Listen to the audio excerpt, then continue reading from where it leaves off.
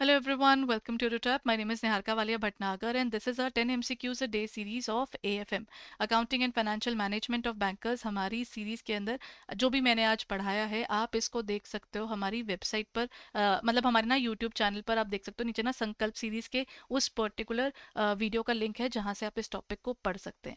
साथ ही साथ अगर आप अभी पढ़ाई कर रहे हो और आपको लग रहा है कि आपको कोर्सेज के रिक्वायरमेंट है तो आप जाकर देख सकते हैं हमारे कोर्सेज पर इस समय चल रही है 81% ऑफ, और आपको यूज करना है the code the Diwali 81 and that will help you out in getting the courses.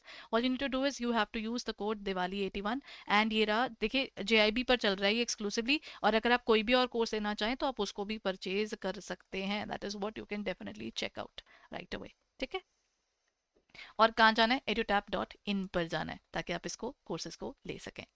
Okay everyone, हम बात कर रहे हैं टाइप्स ऑफ कॉस्टिंग के अंदर हमारे पास कई टॉपिक्स आ जाते हैं, so we'll be talking about this part.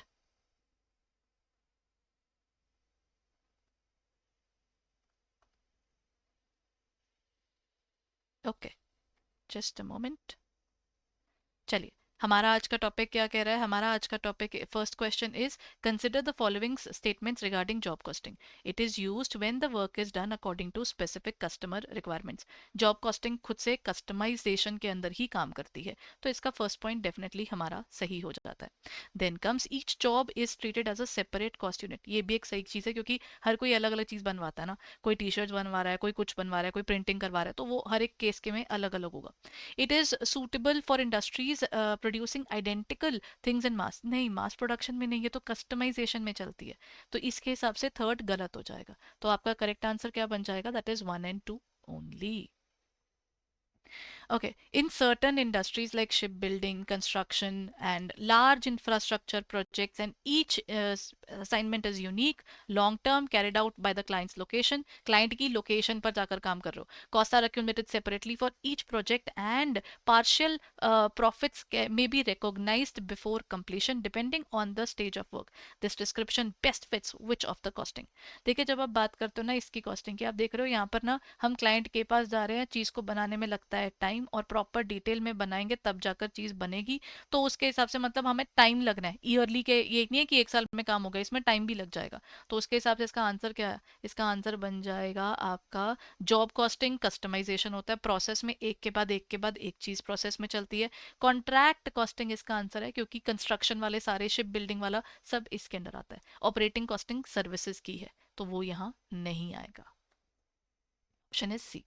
A furniture manufacturing company receives customized bulk orders. The production of each set of identical chairs is treated as one lot of for costing purposes. एक lot मानकर आप चल रहे हो, ठीक है। अब वो कहते हैं the total cost of calculated for the lot and then divided by the number of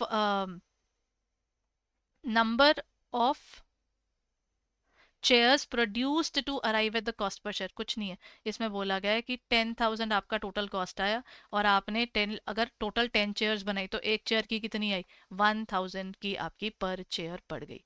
ठीक है ना ये चीज। So in this case what is going to be the answer, job costing मैंने आपको बताया कस्टमाइजेशन पर चलती है, यहाँ पर लॉट की बात हो रही है। प्रोसेस कॉस्टिंग मैंने बताया उसमें एक के बाद एक के बाद एक चीज होती है, तो प्रोसेस नहीं गई, फिर ऑपरेटिंग कॉस्टिंग भी नहीं आई। इसके अंदर आंसर क्या हो जाएगा, क्योंकि एक लॉट बना रहे हैं तो बैच कॉस्टिंग, एक बैच बनता है ना। Then a textile company produces thousands of meters of identical fabric in continuous process. However, the management wants to compare predetermined cost with actual cost to identify inefficiencies and control cost. This combination of cost control and performance evaluation refers to, ये लोग क्या कह रहे हैं, continuous process है जहां पर हम क्या करते हैं, पहले एक डिफरेंट कॉस्टिंग बना लेते हैं, प्रीडिटरमिनेड पहले डिसाइड कर ले कि ये ऐसे होगा फिर वैसे होगा, और उससे क्या होगा, देखिए जो सोचा था और जो हो गया, मतलब this is your standard costing and your actual costing. जब उनमें कोई वेरिएशंस आते हैं फिर आप उसको देखते हो कि अरे ये तो या तो एडवर्स है या फिर फेवरेबल है, फायदेमंद भी हो सकता है नुकसान भी हो सकता है, फिर आप उसको देखकर निकालते हो।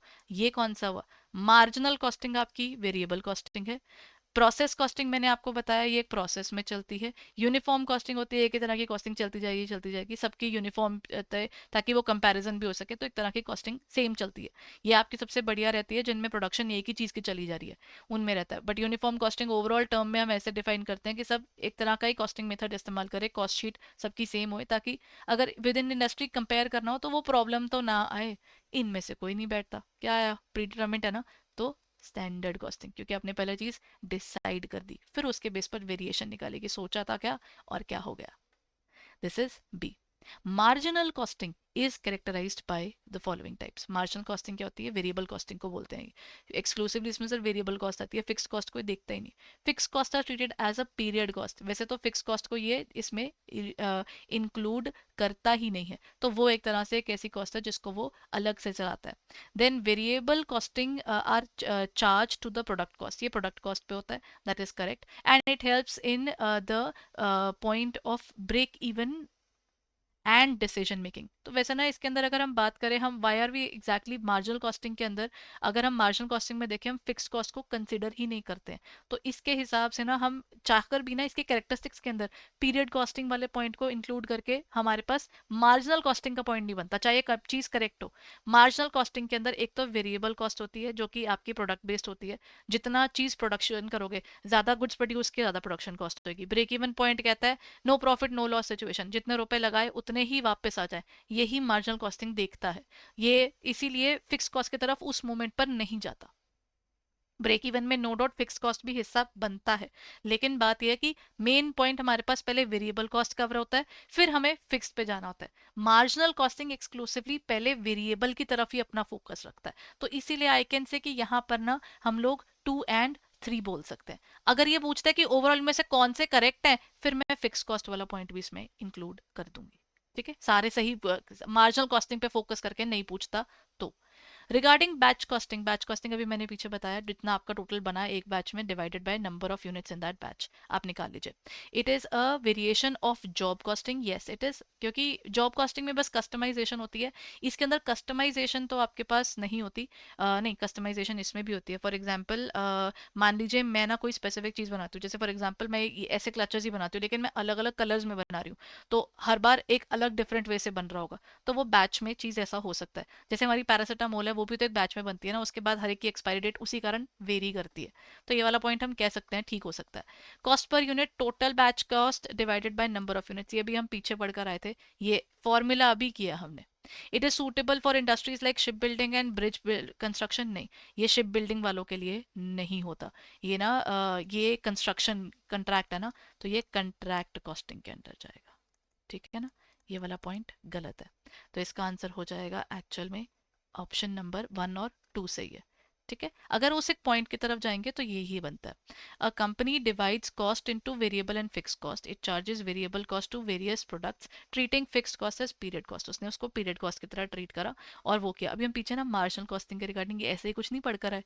This method is particularly useful for break even analysis and managerial decision making such as pricing and product mix selection.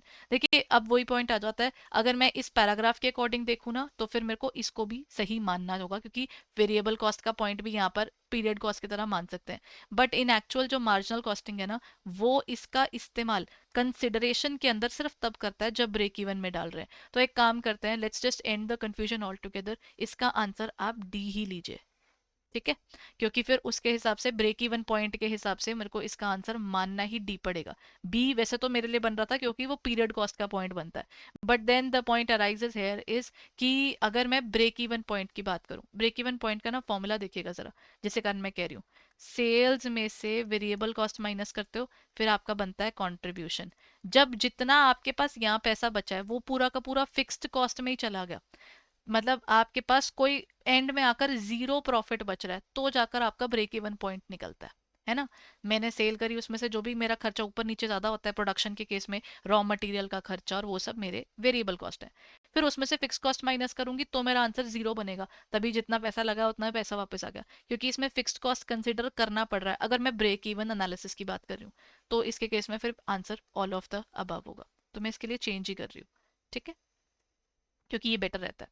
Then identify the costing technique used. Absorption costing, marginal absorption पुराना वाला तरीका है जो कहता था कि सब कुछ कंसिडर करो. ये सब कुछ कंसिडर करने को नहीं कहता. ठीक है. सो यहाँ पर एक हमारे पास आ जाता है कि जब हमें सब कुछ कंसिडर नहीं करना है, हम लोगों का बेसिक पर्पस होता है कि हम ना वेरिएबल कॉस्ट की तरफ ज्यादा फोकस करें. हम पीरियड फिक्स कॉस्ट की तरफ मान लेते हैं तो होनी है, उसको साइड पर रखकर हम वेरिएबल की तरफ ज्यादा फोकस कर रहे होते हैं, तो वो मार्जिनल कॉस्टिंग है. मार्जिनल का खुद का नाम वेरिएबल कई बार कहा जाता है. यूनिफॉर्म कॉस्टिंग हमारे पास में मैंने आपको बताया यूनिफॉर्मिटी की है. और जॉब कॉस्टिंग कस्टमाइजेशन की थी, तो यहाँ आंसर नहीं आएगा. अब next point is your a steel plant processes iron ore through stages such as blast furnace, refining, rolling. Each stage converts the output of the previous process into the new product. Costs are collected for each product process separately and normal losses are adjusted to find cost per ton of steel produced. Which costing method applies here? अब यहाँ पर क्योंकि ना मेरे को यहाँ पर दिख रहा है एक स्टील प्रोसेस, ये पूरा ना यहाँ पे लिख ही दिया. कहते हैं प्रोसेस पे प्रोसेस चल रही है, एक चीज हो रही है फिर दूसरी चीज हो रही है फिर तीसरी चीज हो रही है. जब ये ब्लास्ट फर्नेस और इन सब की बात कर रहे हैं, ये अलग अलग लेवल्स कर रहे हैं चीजों के, तो उसके हिसाब से ये प्रोसेस कॉस्टिंग है. हमने बाकी सारे अभी पढ़ लिए ना. Then next is a transport company uses buses for city services. Service. It classifies all the expenses. Fuel का है, ड्राइवर का है, इंश्योरेंस का है, डेप्रिसिएशन का है, सारे मिलाकर ये ऑपरेटिंग कॉस्ट में डालते हैं. It then determines the cost per passenger kilometre to evaluate route profitability. Route की प्रॉफिटेबिलिटी निकालने के लिए कर रहे हैं. तो ये क्या आएगा? The scenario best illustrates service costing, job costing, contract costing या प्रोसेस कॉस्टिंग. यहाँ पर ना सर्विस कॉस्टिंग ही बनता है. जॉब आप पढ़कर आए हो, ये कस्टमाइजेशन की है, ये कस्टमाइजेशन की बात नहीं कर रहा. ये कंस्ट्रक्शन वाला या लंबा चौड़ा कोई काम की बात नहीं कर रहा. कोई प्रोसेस भी नहीं है किसी के बैठने और किसी जगह पर कम्यूट करने में, ट्रांसपोर्टेशन में नहीं है. आप तो सर्विस प्रोवाइड करा रहे हो, तो सर्विस कॉस्टिंग है. Then operating costing also known as service costing is primarily concern with. अभी ये हमने किया. अगर वैसे इंडिविजुअल क्वेश्चन आ जाए तो ऑपरेटिंग कॉस्टिंग एक ऐसा कॉस्टिंग है जो कि सर्विसेज से लिंक्ड है. हॉस्पिटल से लिंक हो गया, ट्रांसपोर्टेशन से लिंक्ड हो गया, उसमें ये फॉर गुड्स, ये सेल के लिए नहीं, ये सर्विसेज के लिए. हाँ. Determination of standard cost only नहीं, ये पूरी कॉस्टिंग निकालता है. Then cost of joint product, joint होते हैं जो एक साथ प्रोड्यूस हो रहे होते हैं. और बाय प्रोडक्ट्स कई बार ना, जैसे मान लीजिए मैंने ना जैसे ओके जॉइंट प्रोडक्ट्स में जैसे क्रूड ऑयल से पेट्रोल भी निकलता है, डीजल भी निकलता है, वो आपका जॉइंट प्रोडक्ट होगा. लेकिन अगर हम शुगर केन से बात करें तो शुगर केन के जूस से हम आगे क्या बनाते हैं? शुगर बनाते हैं. लेकिन जो उसका बच जाता है, जैसे और bagasse, that is used in terms of उस जो उसका एंड में बच जाता है ना, जब हम शुगर केन में से सारा रस तो निकाल चुके हैं, वो फाइबर सा जो बचता है वो कई जगह पर आगे इस्तेमाल होता है, लेकिन उसकी वैल्यू नहीं है ना उतनी. पेट्रोल डीजल की सेम है, तो वो जॉइंट प्रोडक्ट है. एक दूसरे को टक्कर देते हैं कि हम दोनों, कोई सस्ता प्रोडक्ट नहीं है. एक बन रहा है तो दूसरा बन गया और दोनों की वैल्यू इतनी है. बाय प्रोडक्ट में एक वैल्यू हम बना नहीं रहे होते, वो बस बन जाता है तो हम उसको वेस्ट नहीं करते, तो बाय प्रोडक्ट आता है. So in this case this is your point. अब बताइए इसका आंसर क्या हो जाएगा? अगर हम इस सर्विस कॉस्टिंग की बात कर रहे हैं तो यहाँ पर सर्विसेज की बात हो रही है ना. सर्विसेज की अगर बात होगी तो यहाँ पर सिंपल सी बात है, we are talking about the basics there. So in this case the correct answer is B. So that's it for the day everyone. आप अगर हमारे कोर्सेज देखना चाहें, चले जाइए हमारी वेबसाइट पर and you can purchase our courses right away. और यूज़ क्या करना है? कोड दिवाली 81. एंड ये रहा इसकी बाकी डिटेल्स. ठीक है. अगर आप हमारे कोर्सेज में से कुछ भी लेना चाहें तो आप ये कर सकते हैं कि यहाँ पर जाइए edutap.in पर, और ये रहा हमारे combo courses. Capsule course complete recorded, super crashes complete live, and single में आपको मिल जाते हैं हमारे कैप्सूल कोर्सेज जो कंप्लीट रिकॉर्डेड हैं, और super crash course complete live है, और ये पेपर ओरिएंटेड कोर्सेज हैं. So if you are planning, just जल्दी से यूज़ कीजिएगा code Diwali 81 and purchase it right away. Thank you so much.